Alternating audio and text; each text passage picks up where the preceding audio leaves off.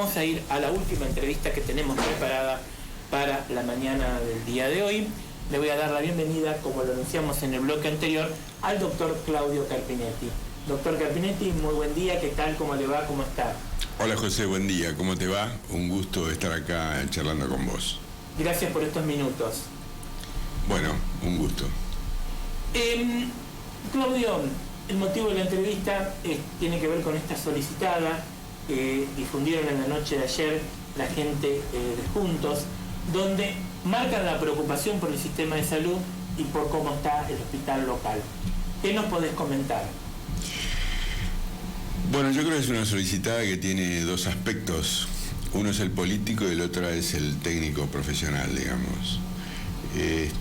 Me parece que desde el punto de vista político lo que hace la solicitada es recoger lo que uno escucha de la gente que sale disconforme del hospital, que no es toda, hay gente que sale conforme, pero hay mucha gente que sale disconforme.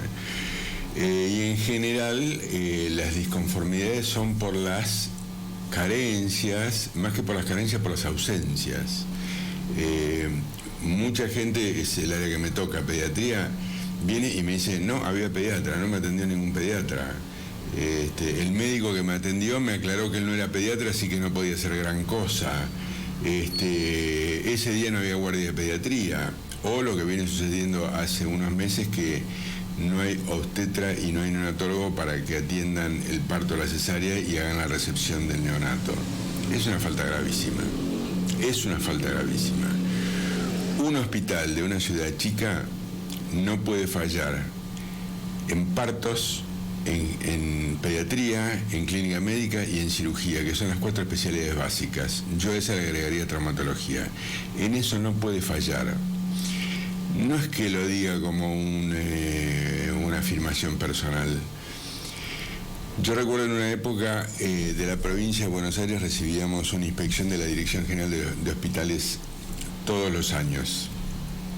Yo, mientras estuve en la dirección, habré recibido 7 u 8 inspecciones. Y siempre la conclusión era la misma. Todo el esfuerzo tiene que estar destinado a las 4 o 5 especialidades básicas, porque son las que se llevan el 85% de la problemática sanitaria.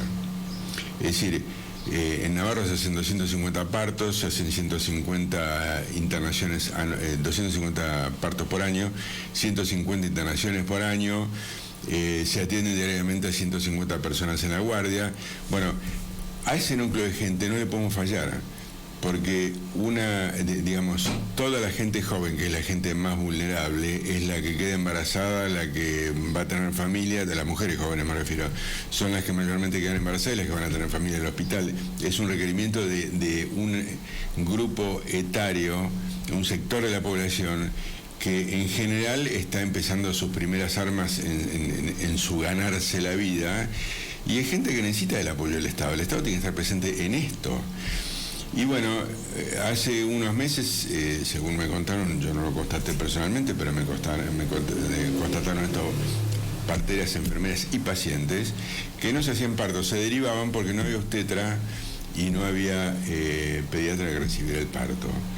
Esas son cosas muy graves, no pueden pasar, digamos.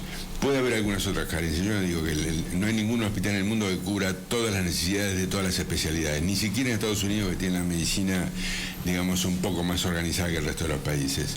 No hay ningún hospital suficiente en todo, pero el hospital donde vos estás tiene que ser suficiente en lo que representa la gran parte de la problemática de la salud. Y el 80% de la problemática de la salud está circunscripta a esas 4 o 5 especialidades, y ahí no podemos fallar. Y es lo que está sucediendo, ¿no es cierto? Claudio, ¿este es un problema de la salud pública en Navarro de ahora, que se ha incrementado ahora, o es un problema histórico en la salud pública de Navarro? No, histórico no fue. Digamos, durante años... Ahora está rigiendo en el hospital un modelo que comenzó ahora unos 10 años, digamos, casi te diría Santiago, que tenía en mente hacer el mejor hospital de la Argentina y sus alrededores, que me parece un modelo errado en su concepción, Y para eso tomó varias iniciativas.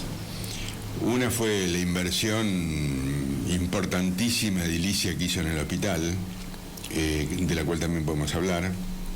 Otra fue abrir en forma muy importante el abanico de especialidades a atender. Tercero, desmantelar la forma en que estaba organizada la salud, la forma de atención, y hacer una cantidad de nombramientos de profesionales sin número, que iba a dar como resultado lo que finalmente dio como resultado, que el recurso en salud siempre es finito. ¿Qué quiere decir? Esta es una verdad de administración hospitalaria, la verdad número uno. El recurso en salud siempre es finito. ¿Qué quiere decir? Que el recurso en salud nunca alcanza para todo lo que queremos gastar y cubrir. Nunca, en ningún hospital del mundo pasa esto. Siempre es finito por definición. Ahora, esta definición que parece inteligible pero que es muy fácil de interpretar, quiere decir que un municipio siempre tiene una bolsa de dinero para la salud, que puede ser mayor, mediana o menor, pero siempre es una de cantidad determinada. Y la cantidad de prácticas en las cuales se puede involucrar el hospital es infinita, porque las especialidades, subespecialidades, medicamentos, recursos diagnósticos y que son infinitos en la salud, que superan con creces los recursos que tiene un lugar determinado, por ejemplo, la Municipalidad de Navarro. Entonces, ¿cuál es la conducta? Bueno, la conducta es elegir cuáles son los problemas que más de salud que más sufre la población y abocarse a esos, no a todos, porque todos son inabarcables. O sea, como el recurso es finito, hay que pensar bien en qué se gasta cada peso. Te voy a dar un ejemplo práctico.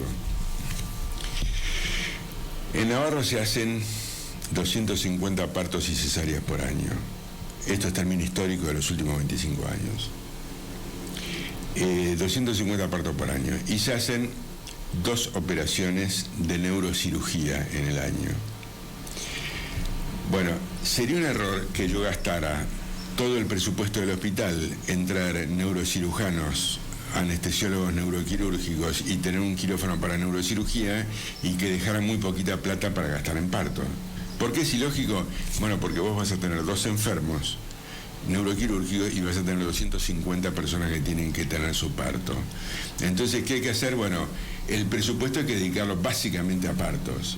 Y si te queda un poquito, bueno, te dedicas un poquito a neurocirugía o instrumentás un sistema eficiente de derivación y asistencia al paciente derivado a un lugar competente. Esto es lo que se hace no en el hospital de acá, no se hace en el hospital de acá, se hace en cualquier país del mundo. Ustedes saben que el Boston Child, que es el hospital de pediatría más importante del mundo, que está ubicado en Boston, o el John Hopkins, muy renombrado durante la etapa del COVID, son hospitales ultra tecnificados que no evacúan todos los problemas. También tienen que derivar ellos. Hay pacientes que derivan que no los pueden abarcar. Con esto, ¿qué quiero decir? Quiero desacralizar la derivación. La derivación existe en todos los hospitales, pero no hay ningún hospital que pueda ocuparse de toda la problemática sanitaria. Bueno, en este modelo hospitalario de estos últimos 20 años, o 10 años, ese concepto no ha sido tenido en cuenta. Y se ha gastado sin una planificación y sin una priorización. En Navarro el gasto hay que priorizarlo, tanto en el recurso humano como en el recurso edilicio. Antes de hablar de los recursos edilicios, 2 preguntas.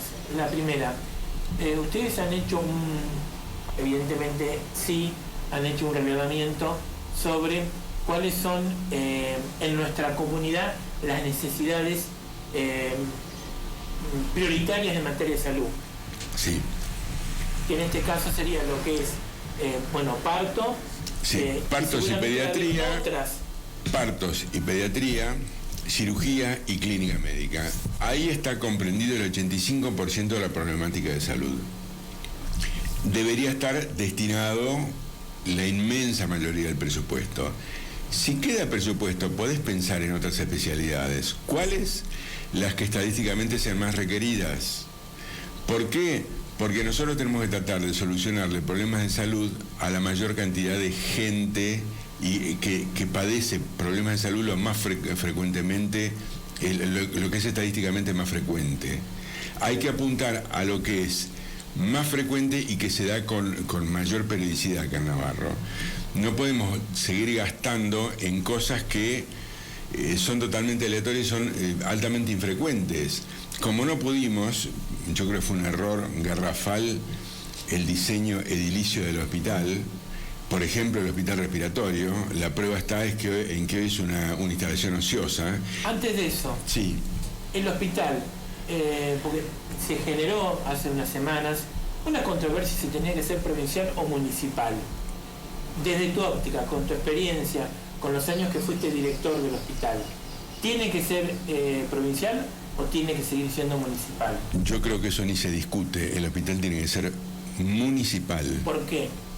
Bueno, hasta el año 69 o 70 el hospital fue provincial. Ya tuvo una recorrida como hospital provincial. El hospital de Lobos es provincial y en los dos hospitales pasa exactamente lo mismo.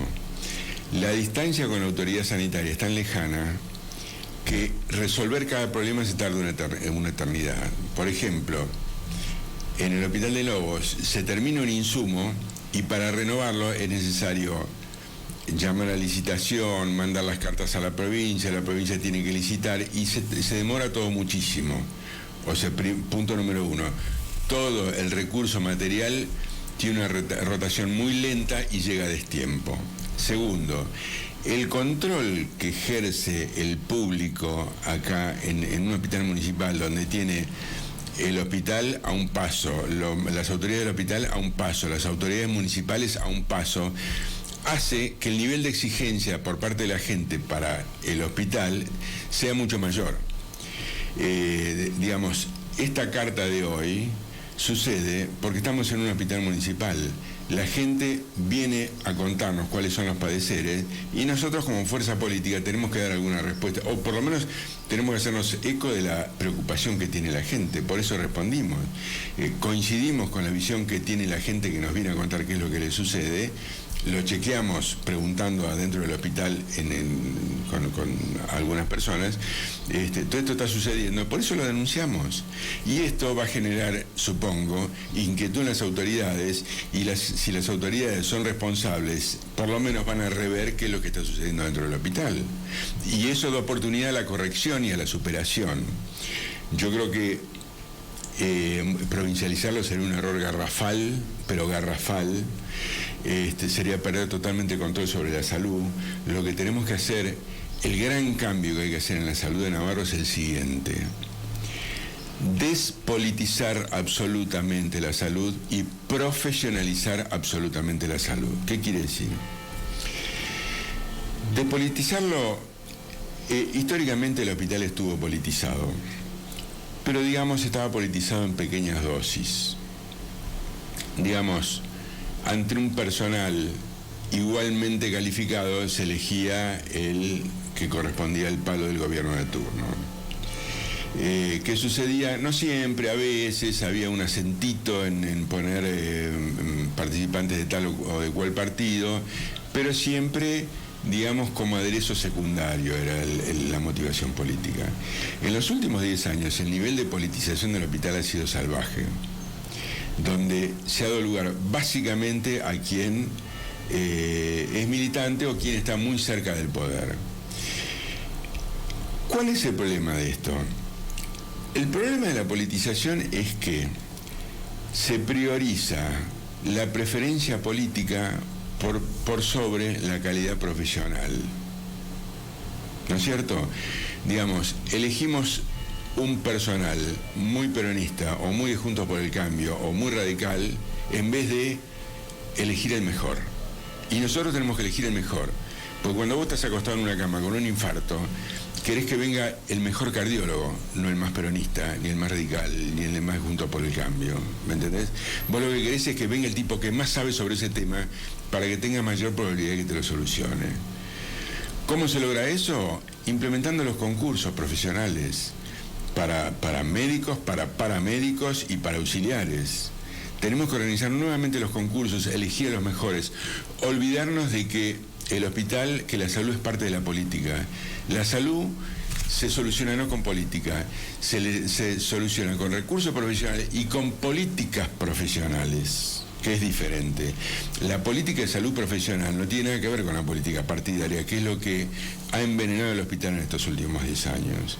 Yo creo que en eso tenemos que dar vuelta a la hoja, sentarnos todas las fuerzas políticas de Navarro, hacer un acuerdo de despolitización definitiva del hospital, de profesionalización del hospital y de aspirar a un hospital de excelencia.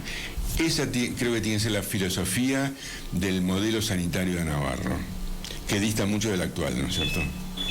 Mencionaste 2 o 3 veces, yo no te dejé terminar el concepto, con respecto a la cuestión de la, digamos, de la parte edilicia del hospital. Sí.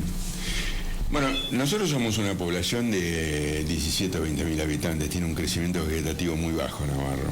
Ustedes saben que en el 1900 la población de Navarro eran 12 a 14 mil habitantes, o sea, somos muy pocos más que hace un siglo y pico atrás, un siglo y cuarto atrás. Por lo tanto, debemos tener un edificio de un hospital para una población de 20.000 habitantes o de 25.000 habitantes si estamos pensando en los próximos 10 años. Pero no podemos tener la cantidad de metros cuadrados que tenemos solamente para cortar la cintita y lucirte políticamente, porque después eso hay que mantenerlo limpio, hay que mantenerlo funcionando. Vos calcula que el edificio anterior, que se derrumbó para construir el actual, tenía apenas 15 o 20 años de antigüedad ese edificio. ¿Y por qué se destruyó? Y bueno, por un lucimiento político estrictamente, nada más. No hubo un diseño. Es más, en el edificio que derrumbaron, que tenía 15, yo me acuerdo, la sala B, se inauguró en la época del gobernador Duhalde y del intendente Pichín Mayotti. Yo era director en ese momento. En ese momento se inauguró. Y la destruyeron. ¿Por qué? Y bueno, porque en vez de priorizar el concepto profesional de qué tipo de edificio necesitamos, para cuántos pacientes, agarramos y hacemos cosas que sean rimbombantes políticamente y que después nos dejan con un clavo, porque hay que mantenerlo, hay que pintarlo, hay que arreglarle los caños, hay que... imagínense que el hospital no tiene un equipo electrógeno funcionando actualmente, cosa que siempre tuvo. En la época de Pichín Mayotti compramos un equipo 0 kilómetro gasolero que se ponía en marcha automáticamente cuando se cortaba la luz, y hoy no lo tiene. Digamos, tenemos que ser más racionales con el hospital, ser menos emocionales en las decisiones y más racionales a largo plazo, porque conseguir una medicina de excelencia no se consigue con cosas espectaculares, sino se consigue con recursos de mucha calidad, profesionales de mucha calidad, enfermeras de mucha calidad, administrativos de mucha calidad, paramédicos de mucha calidad, diseño del edificio de mucha calidad, no de cantidad. Bien. Fabio, para ir finalizando la entrevista, uno de los problemas, también lo que es la salud pública en nuestra comunidad, es el sueldo del personal, el sueldo que cobran los médicos, el sueldo que cobran los enfermeros. ¿Ese es un tema o hay otros temas más aparte a resolver? No, hay muchísimos temas. El tema de los sueldos es uno de ellos. Digamos, nosotros, por ejemplo, con el sueldo de las guardias, que el otro día el intendente dijo que el equivalente de una guardia es equivalente al sueldo de no sé quién, bueno, un comentario de bajísima calidad, donde yo le recordaría que una guardia son 3 jornadas de trabajo completas, sin descansar, sin dormir, sin pestañear y a veces sin poder ir a hacer pis al baño. Debe ser el único trabajo esclavo que queda en la Argentina. La guardia médica de 24 horas es un auténtico trabajo esclavo, donde después de haber trabajado 23 horas, en la última hora te vienen a exigir, te exigen con la misma intensidad que te exigen en la primera hora de trabajo. Lo cual es lógico, porque la gente que acude al hospital acude por soluciones a problemas de salud, que en general son problemas que angustian muchísimo. El sueldo, el ingreso es un problema de salud. ¿Cuánto debe ganar un médico de guardia? Y hay que hacer la siguiente cuenta. Hay que ver cuánto gana un médico en el conurbano de promedio en una clínica y a eso aumentarle un plus, porque llegar a Navarro te lleva 3 horas bien puestas, o te lleva 3 horas en tiempo y 3 horas en recursos, porque viajar de Navarro, de Buenos Aires acá no es barato. O sea que ese es el número de partida para conseguir. Actualmente lo que estaban ofreciendo era inferior a las guardias del conurbano, con lo cual pasa lo que pasa, muchos días de la semana están descubiertos. Ese no es el único turno, el único punto. Hace algunos años atrás, el hospital tenía esta exigencia. Cada médico para ingresar tenía que tener una residencia cumplida. Y los médicos de guardia tenían que tener por lo menos el curso ATLS, que es un curso de emergentología que es muy intensivo y es muy difícil de aprobar. Esos eran 2 requisitos. Quedan 2 requisitos de calidad. 2 requisitos de calidad que hoy no existen. Hoy nadie controla si tienen... Es decir, no solo no controlan si tienen residencia hecha o no, sino que en muchos casos no controlan si tienen título o no, porque hemos tenido acá chicos trabajando sin título, solamente con un decreto presidencial que los autorizaba, y eso es insuficiente. Por otra parte, la actividad académica del hospital, me refiero a la actividad académica sistemática, es inexistente desde hace años, y eso tiene graves consecuencias con el paso del tiempo, porque los médicos se desactualizan, porque los médicos pierden vigencia en cuanto a los conocimientos de última generación, porque al médico se le pide un montón de cosas, se les paga pésimos sueldos y no se los capacita. Entonces el resultado que tenemos después es muy pobre. Mira, en el año 95 había en funcionamiento una escuela de enfermería estable que dio los que son hoy las mejores enfermeras del hospital, y tenía un sistema de capacitación semanal que todos los jueves venían médicos de los hospitales centrales. En la época de Marta Teglia nos asignaba un monto por jueves para pagarle los viáticos a los médicos que traíamos. Todos los jueves había una conferencia y además 2 veces por semana se hacía una revista de sala. Todo eso conforma lo que se llama un calendario docente, que no era muy amplio, era eso, pero estaba presente y se cumplía a rajatabla, se cumplió durante años, con muy buenos resultados. Hoy todo lo que es la capacitación de médicos, de enfermeras, de paramédicos, está, no digo que no se haya hecho, pero se ha hecho en forma deshilachada, sin continuidad, sin estrategia, es muy pobre y no alcanza para nutrir de conocimientos a la población. Ustedes saben que en un hospital se necesita nutrir de conocimiento hasta las mucamas y las cocineras, donde es necesario enseñar cómo tratar al enfermo. La forma en que vos servís una mesa en tu casa no tiene nada que ver en cómo servís el alimento a un enfermo que está postrado en una cama. La forma en que limpias una habitación no es lo mismo la que haces en una casa particular que la necesitas hacer en la habitación de un hospital. Todo eso requiere conocimientos actualizados y permanentes, y todo eso es lo que no se cumple en el hospital. Te vuelvo a repetir, yo creo que, esto lo digo a título personal, pero es algo que tengo en claro. El hospital necesita urgentemente despolitización, profesionalización y aspirar a un hospital de excelencia. Entonces, para finalizar la entrevista cerrada... Perdóname, te quiero aclarar algo. Hospital de excelencia no quiere decir tener un edificio grande y recién pintado, no tiene nada que ver con eso. Lo importante del hospital es que funcione bien adentro, que la calidad de diagnósticos sea impecable, que la calidad de tratamientos sea inobservable, sea la mejor. Eso es hospital de excelencia. Excelentes diagnósticos y excelentes terapéuticas. El resto es adorno. Entonces, para finalizar la entrevista, esa sería la síntesis.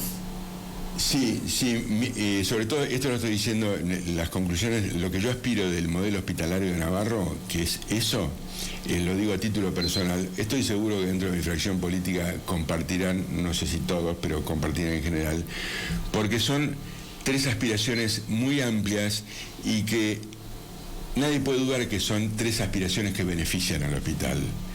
porque la despolitización hay que mirarle cada vez más como un problema. La profesionalización ha sido la herramienta de todos los hospitales del mundo para que en cada jefatura esté el mejor. Y aspirar a un hospital de excelencia, que significa excelente calidad de diagnósticos y terapéuticas, creo que es lo que todos anhelamos como pacientes o potenciales pacientes del hospital. Claudio, muchísimas gracias por venir, gracias por tu tiempo. Te agradezco mucho por la invitación y por el espacio de poder expresar ideas. Muchísimas gracias. Gracias a vos. Bien, así pasaba entonces